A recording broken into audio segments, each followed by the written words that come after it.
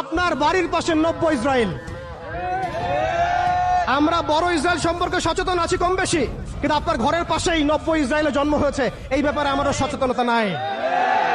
তারা সংসদ ভবনে তাদের সংসদে ফখর করে বলছে যে আমরা 6,500 সৈন্য পাঠিয়েছি, আমাদের হয়ে যুদ্ধ করছে। নাউজুবিল্লাহি মিন যালিক। তার মানে আপনারা প্রমাণ করলেন। আচ্ছা বলেন, খ্রিস্টানদের সাথে না হয় তাদের সম্পর্ক আছে, তারা আহলে কিতাব, আপনাদের সাথে তাদের কি সম্পর্ক? খ্রিস্টানদের সাথে না ইহুদিদের একটা সম্পর্ক আছে, তারা আহলে কিতাব দাবি করে তারা, কিন্তু আপনাদের সাথে যারা পৌত্তলিক তাদের সাথে এই ইহুদিদের কি সম্পর্ক? শুধু তাই নয়, আমরা লক্ষ্য করছি, আমরা আমাদের পার্শ্ববর্তী নব্য ইসরায়েলের মধ্যে লক্ষ্য করছি মুসলিমদেরকে তারাবির নামাজে টর্চার করা হলো, হোলি উৎসবের নামে মুসলিমদেরকে নির্যাতন করা হলো। আমরা দেখলাম সেখানে গরুর মাংস বহন করার অপরাধে পিটিয়ে মুসলিমকে হত্যা করা হয়েছে। লক্ষ লক্ষ একর জমি যেগুলো আমরা ওয়াকফ করেছিলাম, সেই জমিগুলোকে রাষ্ট্রীয়ভাবে বাজেয়াপ্ত করা হয়েছে। আমি যদি একটা জমি মাদ্রাসায় দান করি, আপনার কোন এখতিয়ার আছে সেটাকে আপনি রাষ্ট্রীয় বাজেয়াপ্ত করতে পারেন? এখানে মানবতা কোথায়? এখানে গণতন্ত্র কোথায়? এখানে এই ইউনাইটেড নেশনস কোথায়? ইউরোপিয়ান ইউনিয়ন গুলো কোথায়? আপনাদের এই সব তথাকথিত তন্ত্রমন্ত্রগুলো এবং তথাকথিত মতবাদগুলো একটা এজেন্ডাই বাস্তবায়ন করছে, তারা পুরো বিশ্বে শুধু দাজ্জালের শাসন কায়েম করতে চায়। এখন মুসলিম ভাইরা, সর্বশেষ কথা হচ্ছে, আমরা উদাত্তভাবে আহ্বান জানাবো, আপনি যে কোনো ধর্মের হন, যে কোনো বর্ণের হন, আপনি যে কোনো ভাষার হন, যে কোনো জাতির হন, আপনি জালেমের পক্ষ নিয়েন না, মাজলুমের পক্ষ নেন। এখানে আমরা আপনাদেরকে কটাক্ষ করতে আসি নাই, আমরা সত্য উন্মোচন করতে আসছি। আপনি জালেমের পক্ষ নিয়েন না, মাজলুমের পক্ষ নেন। আল্লাহ চান তো কোনো না কোনোদিন আল্লাহ আপনাকে হেদায়েত দিবেন ইনশাআল্লাহ। আপনি মানবতার দাবি থেকে এই জায়গায় দাঁড়ান। এই অবস্থা যখন চলছিল তখন কি আমরা ঘুমিয়েছিলাম? উত্তর না।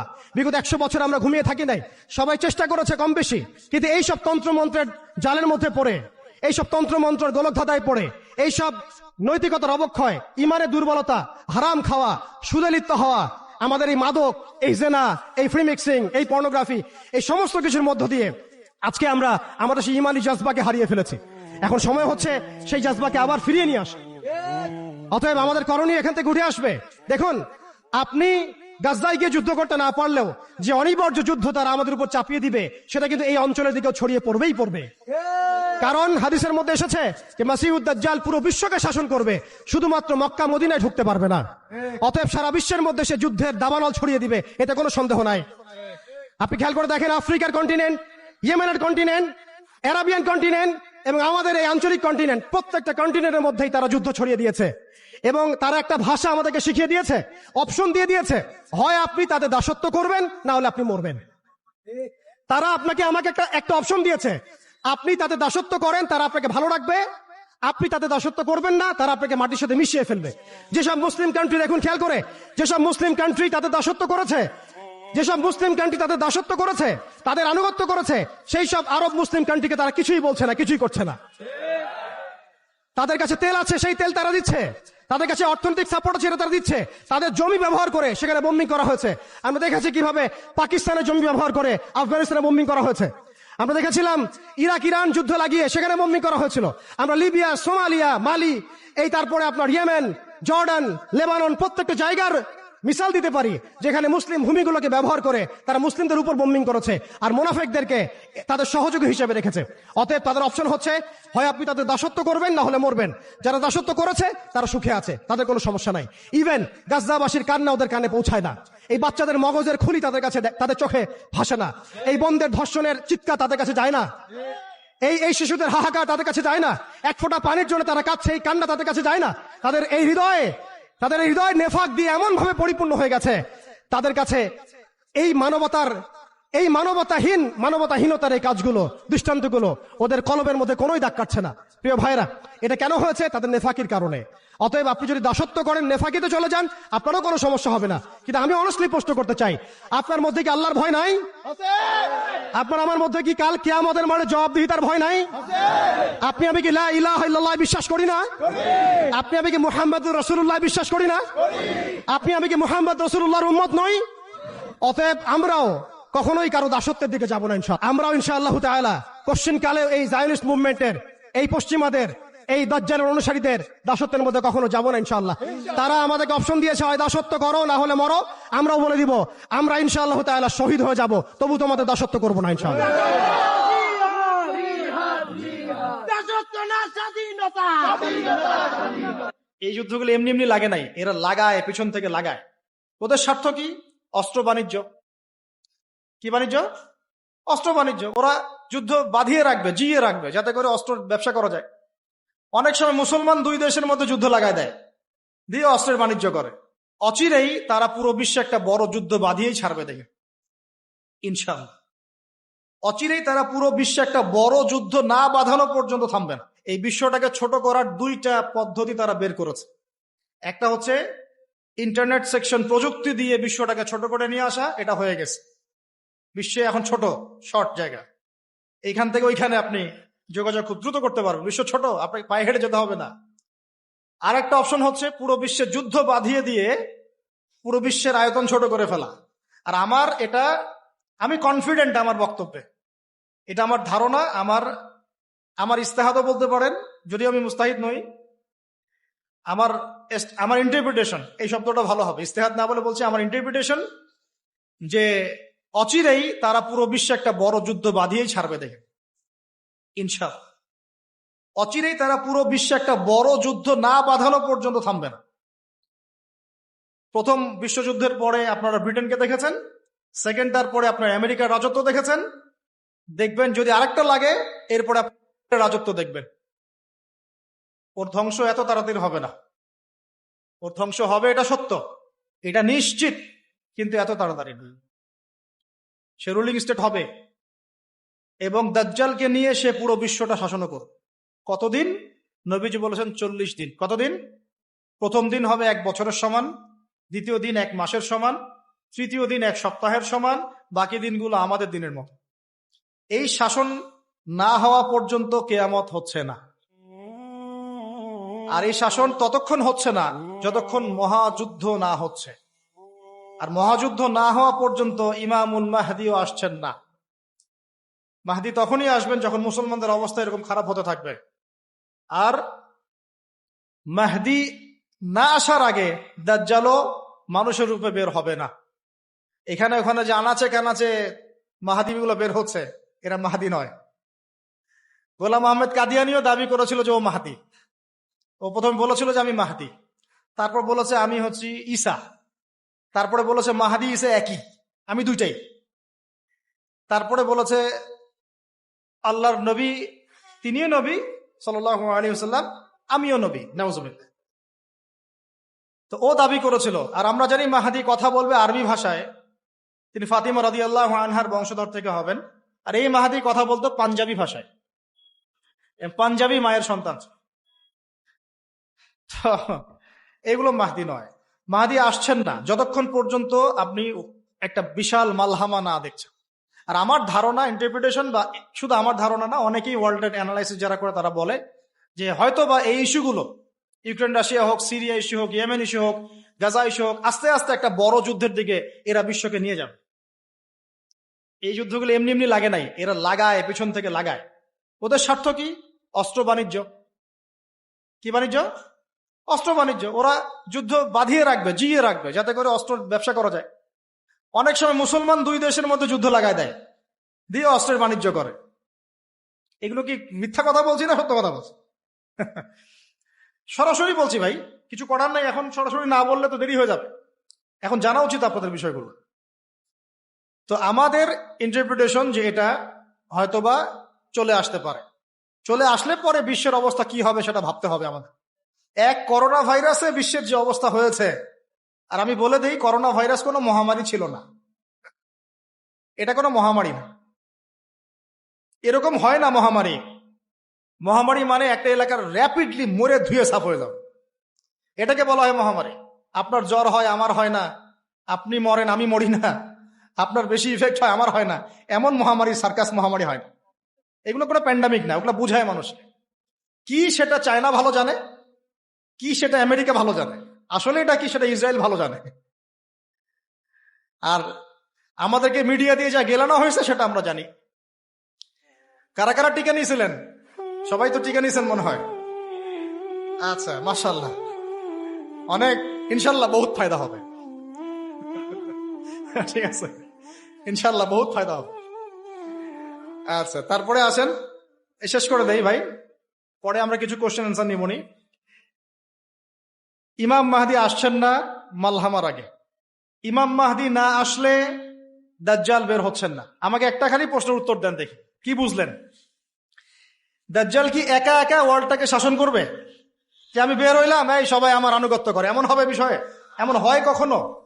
তার অনুসারী লাগে না, ওরা ওর বিরুদ্ধে যাবে না। তাহলে এরা সবাই একই সূত্রে গাথা, এরা আলাদা কেউ না, এরা সবাই একই, চাচাতো ভাই, মামাতো ভাই, খালাতো ভাই, এরা সব এই কাজিন সিস্টার। আর আমাদের মুসলিম রাষ্ট্র মাশাআল্লাহ 57টা, আমাদের বক্তব্য এই পর্যন্তই। আমরা তীব্র নিন্দা জানাই, আমরা এই ঘটনার তীব্র নিন্দা জানাই, বাস দ্যাটস অল। এর চেয়ে বেশি কিছু বলারও নাই। আমরা হাসছি, বাট আমাদের কাঁদা উচিত। মুসলিম রাষ্ট্রগুলোর মধ্যে পারমাণবিক বোমা নাই, নাই। আরব রাষ্ট্রগুলোকে অস্ত্র শূন্য করে দেওয়া হয়েছে, নিজেরা অস্ত্র প্রডিউস করতে পারে না। এরা তেল দেয়, তেল দিয়ে কিছু ডলার পায়, ওই ডলার দিয়ে আবার ওর কাছেই অস্ত্র কিনে। আপনারা একটু বোঝার চেষ্টা করেন। যখন আমরা এগুলো পড়ছিলাম ইউনিভার্সিটিতে, তখন এগুলো বুঝতাম না। ইউনিভার্সিটিতে আমরা এগুলো ঝরঝরা করে মুখস্থ করেছি, বিশ্বাস করেন। এই যে ওদের অ্যালায়েন্স, পলিটিক্যাল অ্যাফেয়ার্স, এইটা ওইটা, এগুলো মুখস্থ আমাদের, কোনটা কোন সাল কি ছিল, এখনই বরং ভুলে গেছে। কিন্তু ইসলামের সাথে যখন এটা মেলানো শুরু করলাম, তখন দেখলাম যে বাপরে বাপ, গভীরে তো অনেক কথা আছে, এর শেকড় তো অনেক গভীর। মানে বিষয়টা বোঝেন যে আমি তেল বিক্রি করব শুধুমাত্র ডলারে, অন্য কোনো কারেন্সিতে না। মানে ধরেন যে এই ব্রিফকেস ভর্তি টাকা আছে, কি আছে ভাই, এটাতে ধরেন যে 1 কোটি টাকা আছে, আর আমি গেলাম আবু ধাবিতে। কোথায়? Abu Dhabi. তো গিয়ে বললাম যে শেখ, এই যেখানে এই ব্রিফকেসে 1 কোটি টাকা আছে, নট ডলার, টাকা, আমাকে 5 লিটার তেল দেওয়া যায়? জীবনে আমাকে তেল দিবে না। এই বক্সটা আমি নিয়ে গেলাম টাকার জায়গায় ডলার দিয়ে, শেখ আমার কাছে ডলার আছে 1 ব্রিফকেস, আমাকে কি এখন তেল দেওয়া যায়? অবশ্যই। কুল্লু খালাস, অবশ্যই। ইয়া হাবিবি কুল্লু খালাস, আসেন তেল নিয়ে যান। হাবিবি বলবে তখন, আসেন তেল নিয়ে যান। এই যে শুধুমাত্র ডলার দিয়ে তেল কেনা বেচা করার চুক্তি, এর নাম হলো পেট্রো ডলার মনিটরি সিস্টেম। আপনি ডলার ছাড়া অন্য কোনো কিছুতে তেল কিনতে পারেন। গাদ্দাফি চেষ্টা করেছিল, মেরে দেয়া হয়েছে, ঠিক আছে। তারপরে আরো অনেক কান্ট্রি, সাদ্দাম হোসেন ট্রাই করার চেষ্টা করেছিল, মেরে দেওয়া হয়েছে। এই চায়না, রাশিয়া এখন চেষ্টা করছে যে আমরা অন্য কারেন্সিতে তেল কেনা বেচা করব। ইরান মাঝখানে চেষ্টা করেছে আমরা সোনা দিয়ে তেল কেনা বেচা করবো, সোনা দিয়ে। ওই জন্য দেখেন ইরানের সাথে অলওয়েজ লেগে আছে, অলওয়েজ একটা ফিকশন লেগে আছে। এখন কথা হচ্ছে এই যে কেনা বেচাটা জায়েজ না জায়েজ বলেন দেখি, এটাও ভাইদের কাছে ফতোয়া নিয়েন। এতে করে কি হলো, ডলার হয়ে গেল সুপিরিয়র কারেন্সি, ও আধিপত্য বেড়ে গেল, আধিপত্য বেড়ে গেল। যদি আমরা টাকা দিয়ে তেল কেনা বেচা করতে পারতাম, তখন আমার টাকার মান থাকতো বেশি, ওদের মান থাকতো কম।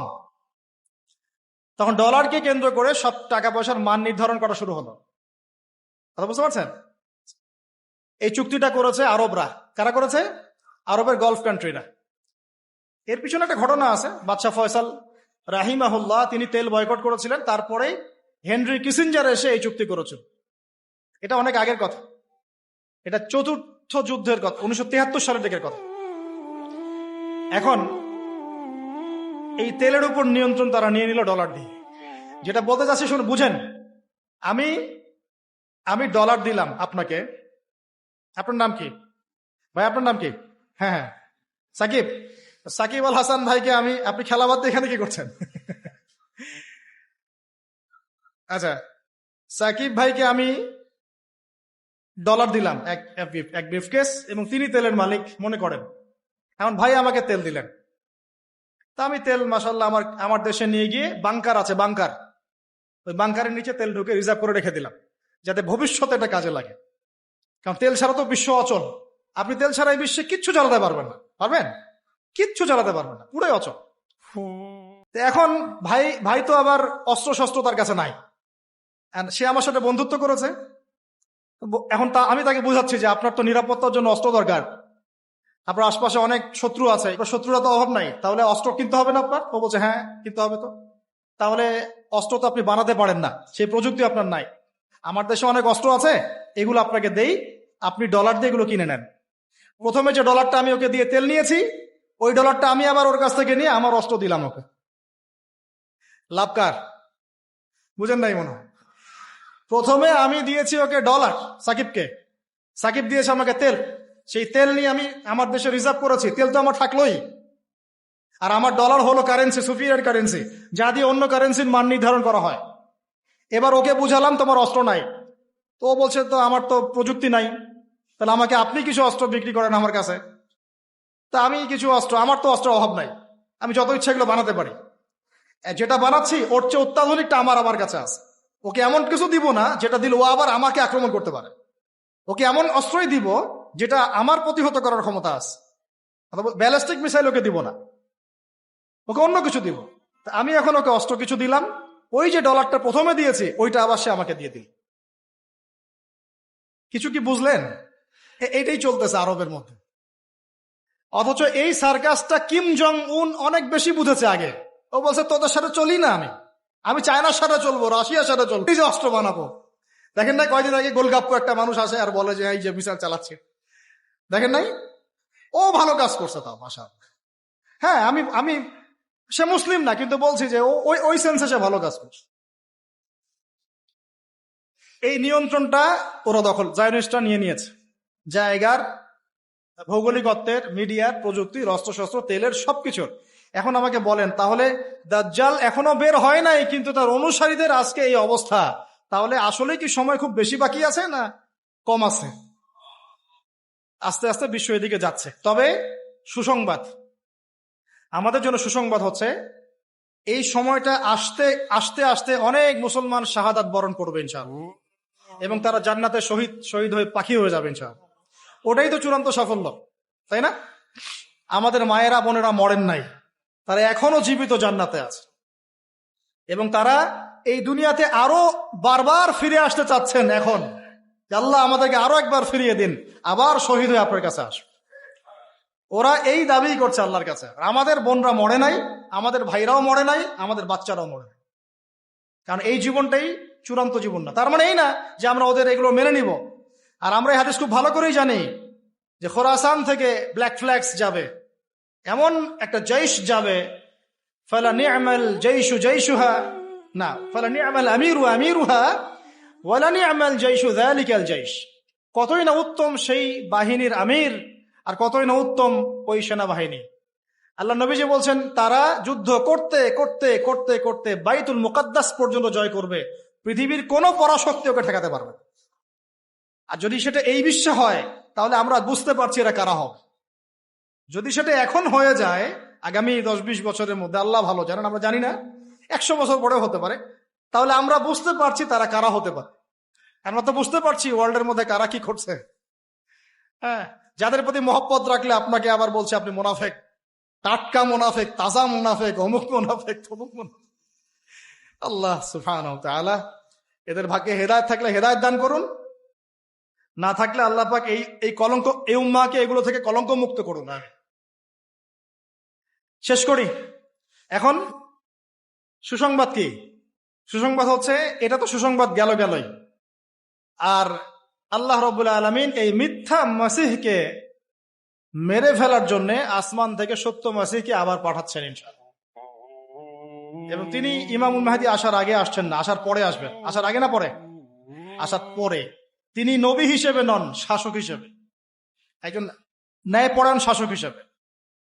তারপরে তিনি বলছেন, নবী সাল্লাল্লাহু আলাইহি ওয়াসাল্লাম বলছেন, তিনি নামবেন 2 ফেরেশতার পাখায় ভর দিয়ে, চুলগুলো ভেজা থাকবে, ভেজা, টপ টপ করে পানি পড়তে থাকবে চুল দিয়ে, মনে হবে যেন মুক্তা ঝরছে।